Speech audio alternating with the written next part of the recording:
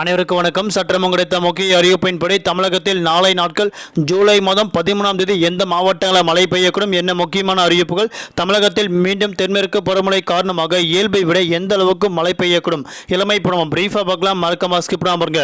உங்களுக்கு தமிழக அரசு பற்றியும் கனமழை எச்சரிக்கை பற்றி பல முக்கிய அறிவிப்புகள் உடனுக்குடன் துல்லியமாக தெரிந்து கொள்ள நம்மளோட சேனலை கீழே இருக்கிற பட்டனை கிளிக் பண்ணி சப்ஸ்கிரைப் பண்ணிக்கோங்க. பார்த்துக்க பெல் பட்டனை கிளிக் பண்ணிக்கோங்க.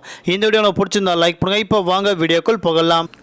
தமிழகத்தில் அடுத்து வரக்கூடிய 5ஆம் தேதி வரை மழையின் தாக்கம் நீடிக்கும் என அறிவிக்கப்பட்டனர். குறிப்பாக தமிழகத்தில் பல்வேறு மாவட்டங்கள் கட்டாயம் நாளை நாட்கள் கனமழை பெய்யக்கூடும்.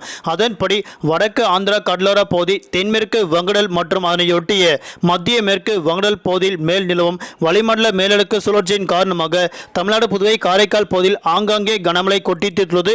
குறிப்பாக நாளை நாட்கள் அதன்படி கள்ளக்குறிச்சி, சேலம், கடலூர், திருப்பத்தூர், தருமபுரி, வேலூர், ராணிப்பேட்டை மற்றும் திருவண்ணாமலை ஆகிய மாவட்டங்களில் நாளை நாட்களும் மழையின் தாக்கம் நீடிக்கும் என அறிவிக்கப்பட்டனர்.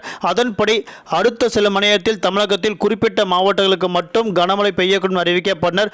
ஆனால் தமிழகத்தில் தென்மேற்கு பருவமழை காரணமாக இயல்பை விட கூடுதலாக 50% மழையின் தாக்கம் நீடிக்கும் என அறிவிக்கப்பட்டனர். தென்மேற்கு பருவமழை காரணமாகவும் மற்ற மாநிலங்களில் மிக அதிக மழை பெய்துள்ளதாக தற்போது அறிவிக்கப்பட்டனர். குறிப்பாக கேரளா, கர்நாடகா, பஞ்சாப், டெல்லி உள்ளிட்ட மாநிலங்களில் இயல்பை விட கூடுதலாக கனமழை பெய்துள்ளது. சாலை முழுவதும் வெள்ளக்காடாக காட்சியளிக்கப்பட்டனர்.